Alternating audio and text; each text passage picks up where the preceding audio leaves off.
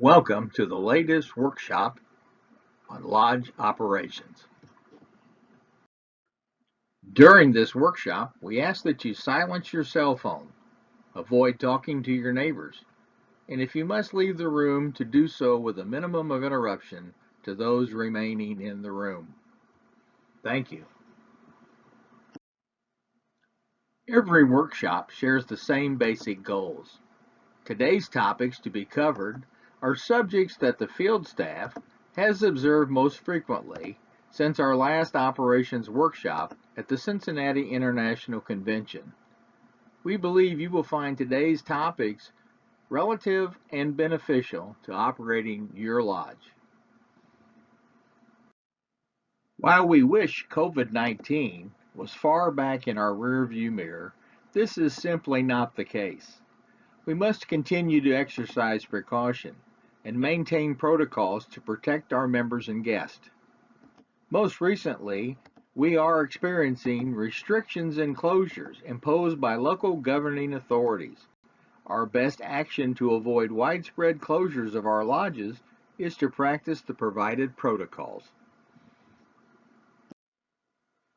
Recently, the Risk Prevention Department at Moose International advised that the #1 claim for insurance is related to slips, trips, and falls. Is your lodge proactive in correcting and eliminating potential hazards?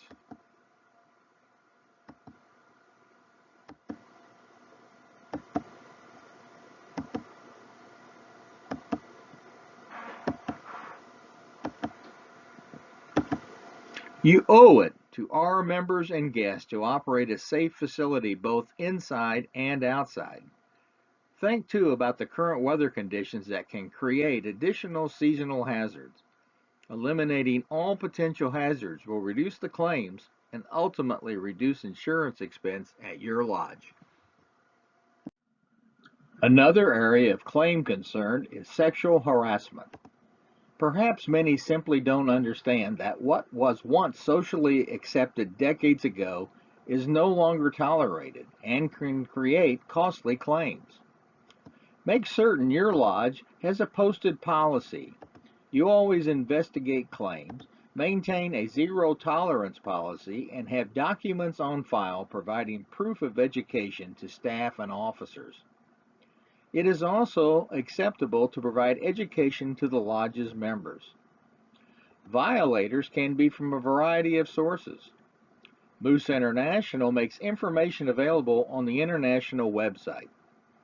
Take the time to research, create your policy, post your policy, and educate officers, staff, and even members. Together, we can eliminate these claims. Let's take a brief test on sexual harassment. We will take a minute or so to have you provide examples of what triggers sexual harassment. The workshop moderator will call on you to give your example. In the brief time, I will come back and provide you a list of what we know to be triggers. Mr. Moderator, please take over.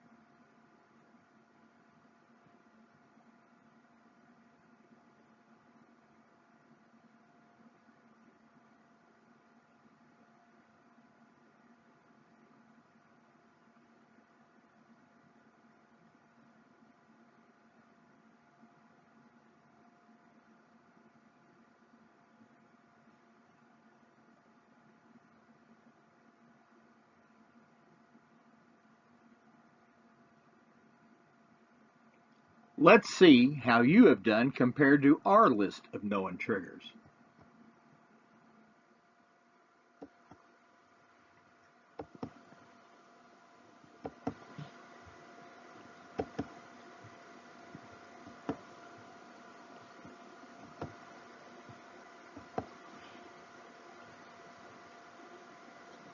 It is also possible that an item not listed here could become another trigger. Most importantly, it is this last statement. If a reasonable person finds the action to be harassment, the court will likely agree. Sexual harassment is nothing to ignore. Make certain you have a zero-tolerance policy for improper behavior, and always make certain to investigate any claim. It is impossible to conduct a lodge operations workshop without discussing taxes. We continually observe lodges failing to pay their tax liabilities or failing to file their tax returns in a timely fashion. And we even see tax forms filed without any payment being made. The simple truth is that lodges must file and pay their taxes. This is one area that being late is not a good business practice. We know there are a number of taxes. The list here may not be totally inclusive to your lodge, but not knowing what taxes are due is not a good defense to failing to file and pay. Ignoring tax liability can create severe financial penalties and interest, and in some cases cause lodges to lose their liquor and/or gaming permits, and worse, create potential foreclosure actions. Lodge officers, take heed. Some taxes can create personal liability for you. It is important that your lodge file and pay their taxes. Remember the old saying, two things in life are certain, taxes and death. And taxes actually get the last preference because deceased persons must still have a final tax return filed on their behalf. Speaking of taxes, U.S. lodges take notice. In 2022, the IRS is requiring that all 2021 990 tax returns be filed electronically. On a positive note, those Moose units that file the 990N postcard, these are units with 50,000 or less in gross receipts and meeting other required criteria, will be able to file their return directly from the IRS website. The electronic form will require 8 items of information, and complete details are available on the IRS website. Other 990 forms will require a more detailed electronic filing site, one that is generally maintained by a paid tax preparer. So lodges above a 990N postcard filing may find it advantageous to use a professional tax service. It pays to shop around when choosing a tax service. Fees can vary widely. Remember, 990 tax returns are due September the 15th. Any extension of time must also be filed by that date. While on the subject of taxes and financials, in recent weeks we observed a few lodges editing their QBO, that is QuickBooks Online subscription billing credit card information, replacing the Moose International credit card with their own. Don't edit this information. Moose International automatically bills your monthly account for this subscription. Editing this information will result in your unit paying duplicate charges, and Moose International will not issue a refund credit against your account. If you have edited this information for any reason, contact your territory manager immediately to get the information restored to the Moose International credit card. Let's talk lodge finances. How many of your lodges seem to have more days in the month than money to cover expenses? Don't be ashamed. Answer honestly. We know you're out there. If any good thing came from the COVID pandemic shutdowns, perhaps it was the fact that having monies back in a savings was a must for lodges. This enabled many lodges to keep their utilities on, their mortgages current, and other liabilities paid. Many others were not so fortunate and had to rely on donations and loans to survive. For many years, the Field Operations Unit has delivered the consistent message that the social quarters is a business operation. Products sold must make a profit, and other services provided must generate income. It has always been our goal in the field staff to guide lodges to making a net income, generating monies to be put back in savings for those unforeseen expenses and liabilities. No operation can save itself to prosperity. It takes income and expense control. We need lodges to embrace the action plans to produce this net income.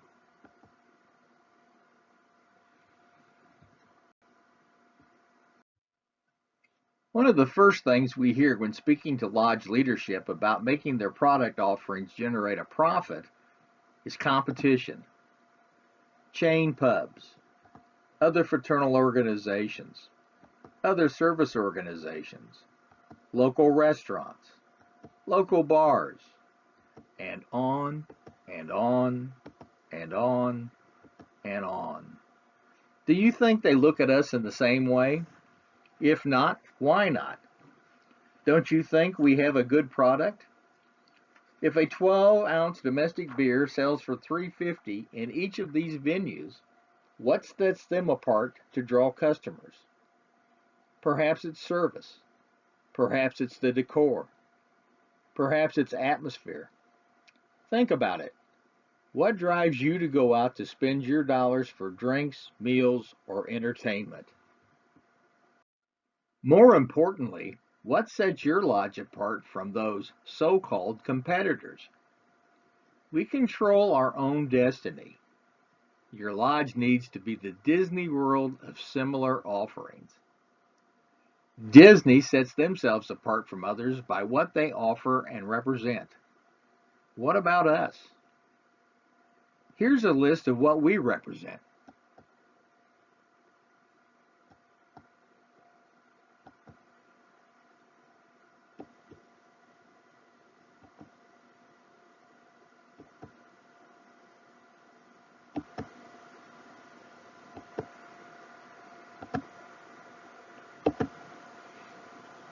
Does your lodge represent these points? We pride ourselves on serving all ages. Does your lodge embrace all ages? Can you say your lodge is bright and cheerful? Is it friendly and inviting? Does it have great curb appeal? Does it project a place of value in the community? Sadly, several things work against the success of our lodges, and these are not related to competition, except perhaps that the competition does it better. Cliques in lodges. A large number of complaints are logged every year at Moose International by members calling to complain about how they were treated differently in their lodge because they don't belong to the clique. Be honest, we know these controlling groups exist, and sadly they work against the success of our lodges. Reputation as being that outdated place where Granddad went for a beer, or like the water buffaloes that Fred Flintstone and Barney Rubble were members of in the cartoon series. Inconsistent lodge hours, another generator of complaints to Moose International. Why should I renew my dues? We never know when the lodge is going to be open. Appears the lodge leadership hasn't heard the message about the social quarters being a business, which needs consistent posted hours of operation. How difficult would it be for you to shop for groceries if the local grocery store opened when the management decided they wanted to, without posted hours? A wide open door. You don't have to be a member, just walk in. Another generator of complaints to Moose International. Why should I pay my dues when anyone can come in and enjoy the offerings of my lodge? And equally concerning is the loss of the controlled environment. Failure to embrace the 21st century, and sadly in some cases the 20th century. Many lodges still don't take credit or debit cards, and don't either have an ATM machine. Maybe you haven't heard that the younger generation doesn't carry cash. There's no free access to Wi-Fi. Perhaps they haven't heard that nearly every generation now wants to be connected via their smartphones. And failure to have the latest ability to play music. The internet-based, credit card-friendly players that offer nearly an endless list of artists and their music. So much more is lacking from our lodges to embrace today's preferred offerings. Certainly these things and more drive members and prospective members away from our lodges. So, how can our lodges be successful? Well, let's embrace those items we know from the experience of our successful lodges.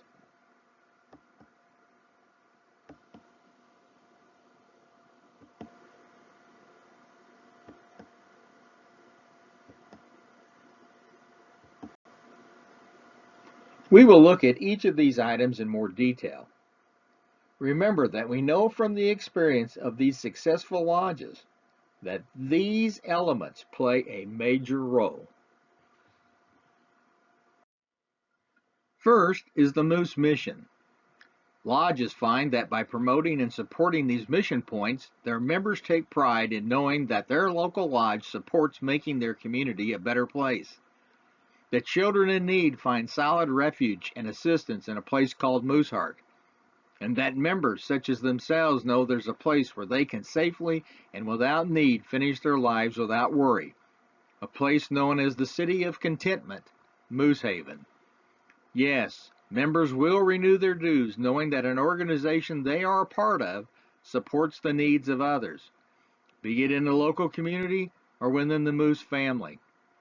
Community service activities can also build social networking amongst our members, joining together to perform a physical service in the community, such as trash pickup along a roadway or cleanup in a local city park. Sponsoring community functions such as youth sports and adopting agencies such as the local Humane Society can attract new members and maintain our current members. There was a valid reason that our founder, James J. Davis, saw fit to make certain that community service was included in the Moose mission. He knew for an organization to be successful, it must be a good neighbor in its community. It must give and not be a taker. It must be recognized as a value and not a deterrent. Is your lodge an asset in the community? Speaking about the lodge, we all acknowledge that the lodge is the reason individuals join the Moose. In fact, fraternal organizations and service organizations share that core foundation. Be it a lodge, home, post, airy, or something else. The Moose organization defines the role of the lodge in our general laws under Section 26. And successful lodges know the recipe to fulfill their mission. First is curb appeal. The lodge must look inviting and safe. It must portray the Moose in a positive manner. People notice and judge a place by this first impression. Is your lodge appealing? Do you have good signage? And do you broadcast lodge activities on an attraction sign? Remember, even non-members can see those activities, and it might just make someone want to invest the possibility of joining. Don't forget that the Moose International Board of Directors has launched a marketing grant program for lodges, making funds available to market your lodge within the community. Reach out to your territory manager for more information and assistance. Once people know you exist and come to your facility as a guest or prospective member, is your lodge friendly? Does the staff welcome people, and do the officers make an effort to speak with members and guests in the social quarters? Are your lodge members friendly to others? Do they really treat them like Moose family? Everyone wants to feel welcome at establishments. Remember Norm on Cheers? When you visit the big superstores like Walmart, Target, and Meijer, do you take notice of the door greeter? Lowe's home improvement stores are insisting their employees greet customers when they encounter them in the store aisles and ask if they can be of any assistance. You wonder why? Earlier, we talked about competition. On almost every lodge leader believes they have competition. Well, Lowe's knows they have competition from Home Depot and Menards, but also from local neighborhood Ace Hardware stores that are advertising their personal service. Lowe's wants you to feel welcome and important, and they want you to come back knowing you will get priority service and personal service. I am reminded of a Southwest Airlines flight once.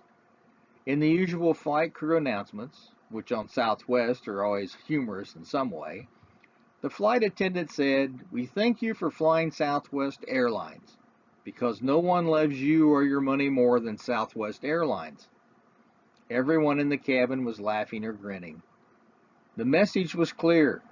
You need to come back to Southwest. Be friendly. Do you operate a safe lodge? Are the police on a regular routine to visit the lodge that deal with fights?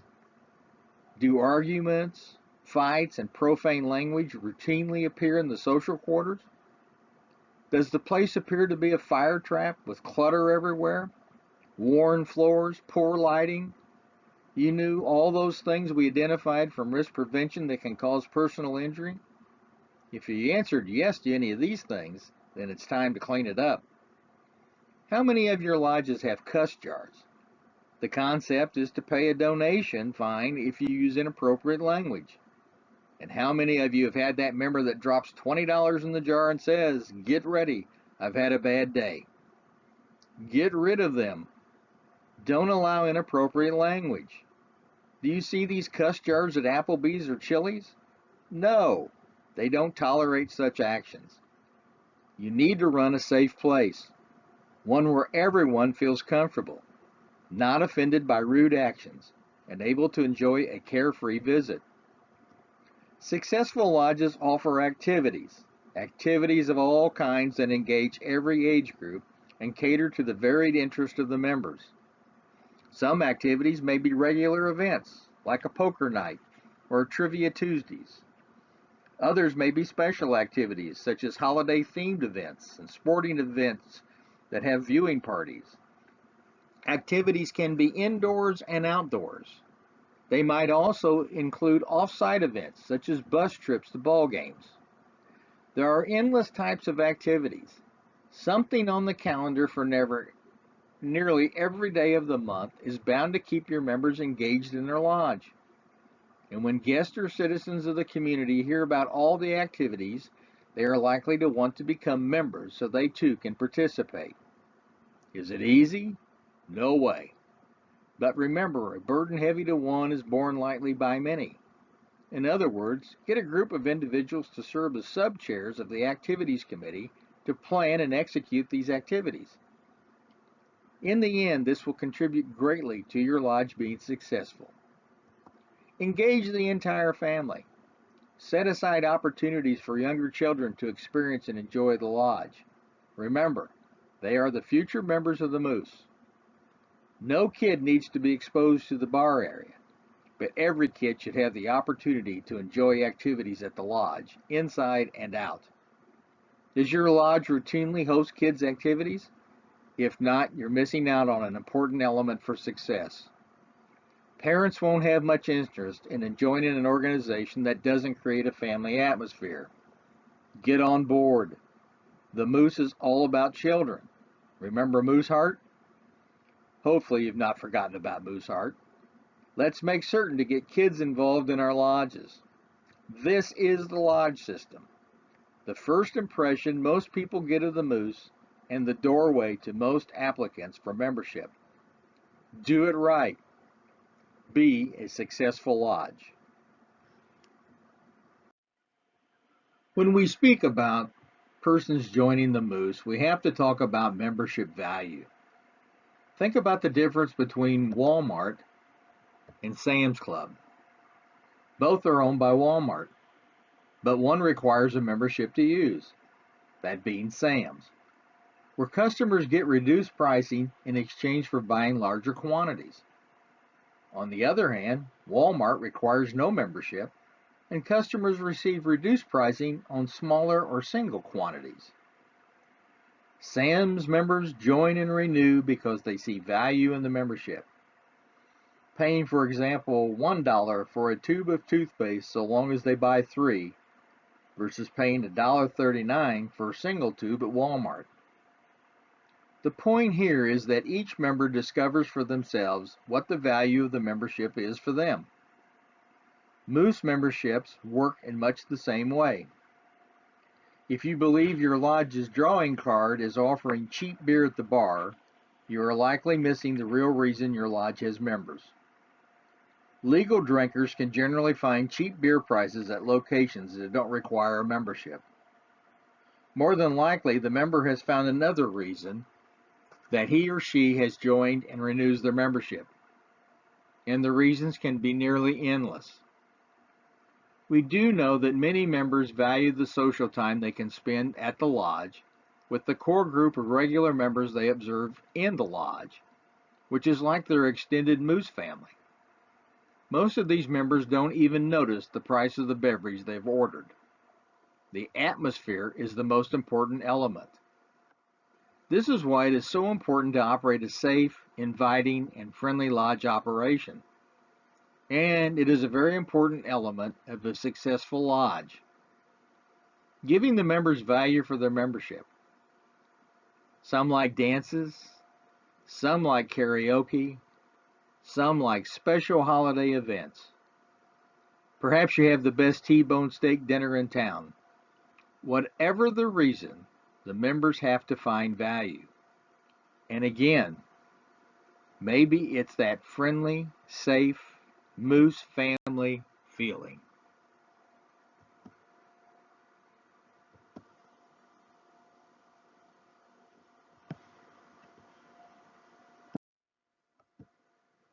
Earlier, we mentioned the importance of activities to be successful.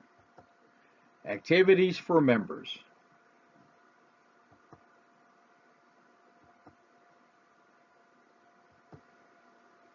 Community service activities.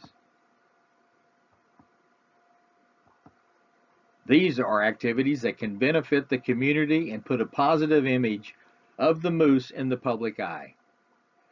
These activities all create value.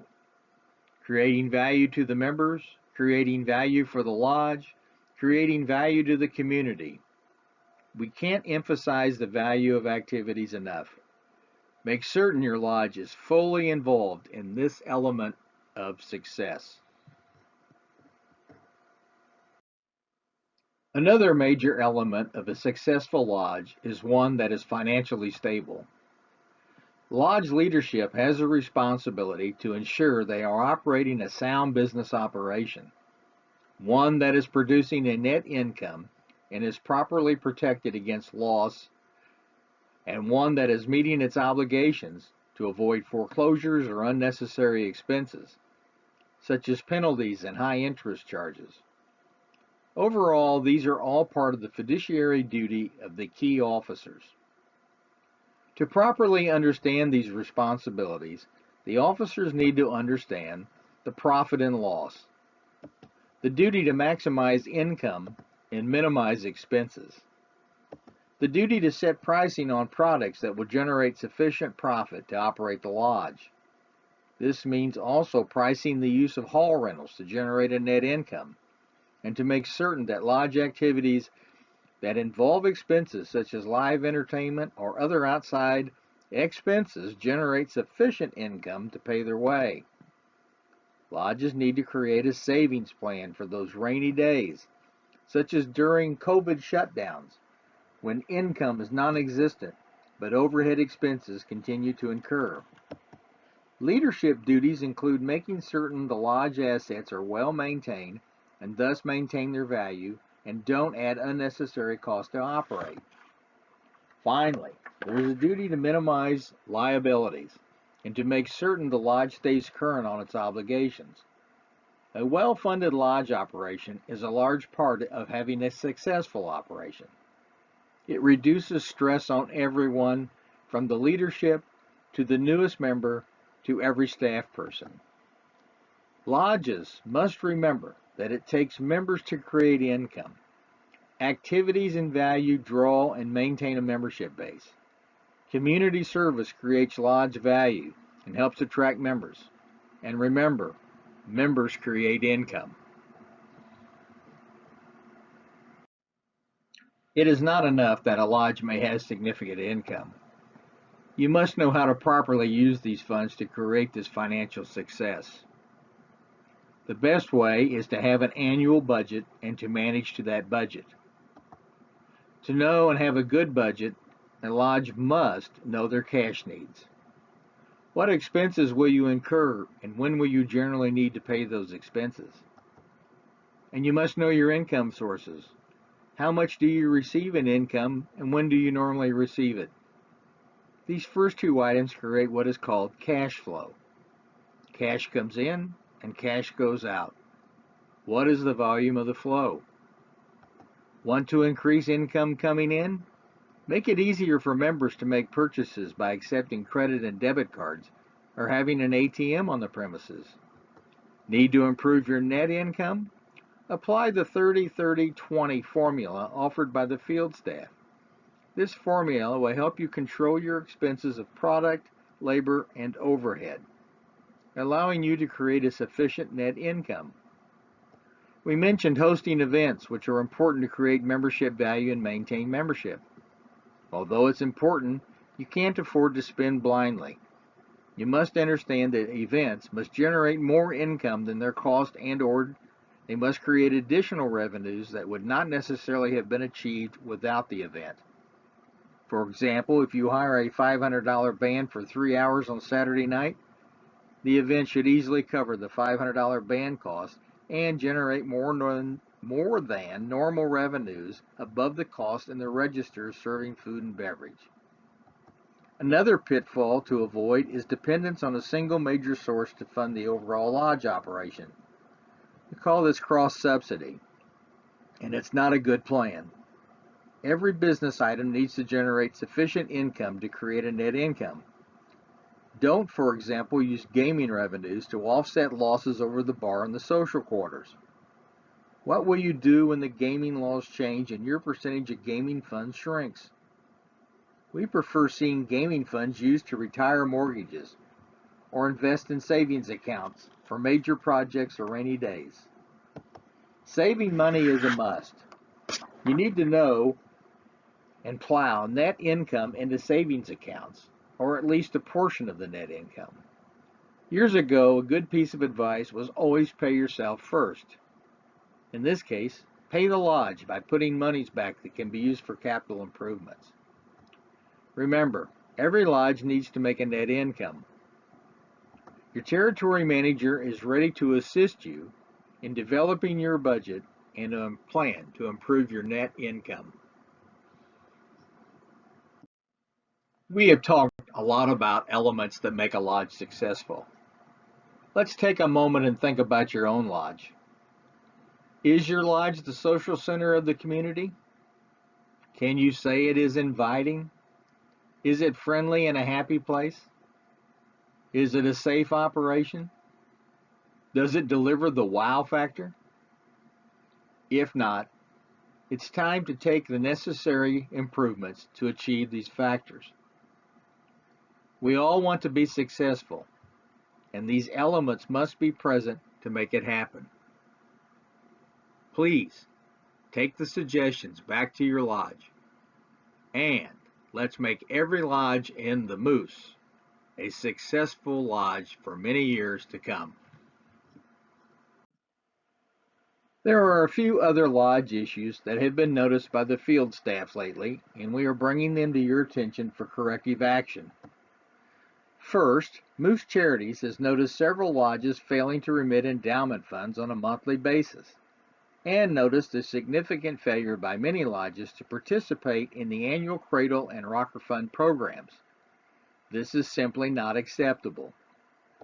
Lodges are reminded that they have an obligation to raise an endowment fund. Using the 9 o'clock ceremony and participating in the annual Rocker Cradle Fund program is a great way to educate the membership on Mooseheart and Moosehaven and to promote the Moose Charities programs. It is perfectly acceptable to host a 9 o'clock ceremony in the social quarters on any night or day, but especially when crowds are good. Our members will give once they understand the need and where the money goes. Also of concern is the lack of timely and complete payments to Moose International for lodge accounts. Lodges must make their monthly payments to Moose International. Perhaps you don't remember. The funds that you're being billed for covered your general liability insurance. They cover the international portion of dues, purchases from catalog sales, and other services provided such as your QBO account. Perhaps a loan you made with Moose International. Payments are expected, and failure to make them can cause your social quarters to be closed as a penalty. Also, failure to pay Moose International is a red flag to the field staff and indicates a lodge that is poorly managed and unable to meet its financial obligations. This will likely result in a full review and ordered changes by members of the field staff. Let's get it right. Let's get those payments in.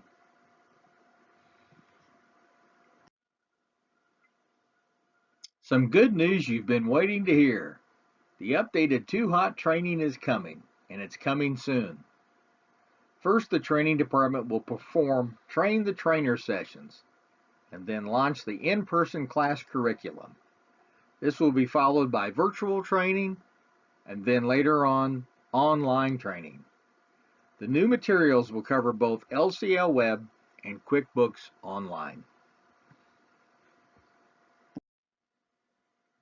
You can't leave a membership department produced workshop without talking about membership. Remember, a major part of our Moose mission is building the active membership of the Moose. We continue to ask that you invite qualified individuals to join us and that you work diligently to keep the members we have. As we have just covered in this workshop, creating value at the lodge level is critical to attracting and keeping Moose members. Don't forget our simple request to finish the year with a +1 for your lodge's membership. I'm certain that every lodge can and will do more, but we would be pleased if every lodge just finished +1. We ask that you embrace the suggestions offered in this workshop, and let's all go to Orlando for the International Convention and celebrate a successful Moose program, especially creating an increase in our membership. And don't forget, at this convention, we will be celebrating the 100th anniversary of Moose Haven. The convention includes a side trip to the Moose Haven campus to participate in the celebration. Have you never been to Moose Haven? Then don't miss the Orlando Convention, where you can see and share that beautiful campus on a Moose Memorial trip. Registration and housing are open on the Moose International website. This concludes the program part of this workshop. Perhaps now you and your moderator can take questions from the floor and provide answers to those questions, or perhaps you have a success story you wish to share with fellow participants. Remember, the field staff is ready to assist your lodge in any way to make it successful. Please don't hesitate to reach out. Thanks for your participation and attention. We trust that you will be able to take away at least one new thing today from this presentation. These workshops are created for you and to assist in making your lodge a success. Perhaps you have a topic that you would like to see us discuss, or you have a comment about this presentation, good or bad. Please email Mike Rios, Director of Membership at Moose International. His email address was provided on this screen. Thank you. May God bless you and your family, and the children at Mooseheart and seniors at Moose Haven.